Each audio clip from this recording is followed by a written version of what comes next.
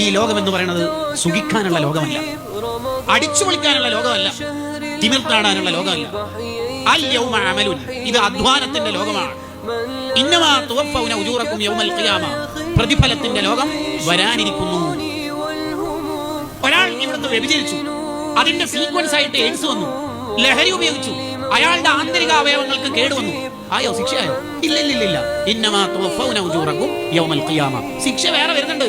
വലനുദീഖന്നഹും മിനൽ അദാബിൽ അദ്നാ, ഇവിടുന്ന് first dose ഇടും, ദെൻ കോവാശിനൊക്കെ ദൂനൽ അദാബിൽ അക്ബർ വേറെ വരുന്നുണ്ട്, സെക്കൻഡ് ഡോസ്. അത് ആഖിറത്തിൽ. ഉമ്മനെ ഉപ്പയെ ബുദ്ധിമുട്ടിച്ചാൽ ഇവിടുന്ന് തന്നെ അള്ളാഹു ശിക്ഷ തരും. തീർന്നു? ഇല്ല. അത് എല്ലാ തെറ്റും ചിലപ്പോൾ അള്ളാഹു ആഖിറത്തിലേക്ക് പോസ്റ്റ്പോൺ ചെയ്യും. ഉമ്മനെ ഉപ്പയെ ഏതെങ്കിലും തരത്തിൽ ബുദ്ധിമുട്ടിച്ചാൽ, പ്രയാസപ്പെടുത്തിയാൽ, മനസ്സിനെ വിഷമിപ്പിച്ചാൽ അത് അള്ളാഹു സഹിക്കൂല, പ്രീപോണ്ടാവും, ഇവിടെ തന്നെ കിട്ടും. അത് ഇവിടെ തന്നെ കിട്ടും. അത് ശിക്ഷ ആയി എന്നല്ല അതിന്റെ അർത്ഥം, അത് സാമ്പിൾ മാത്രമായിട്ടു.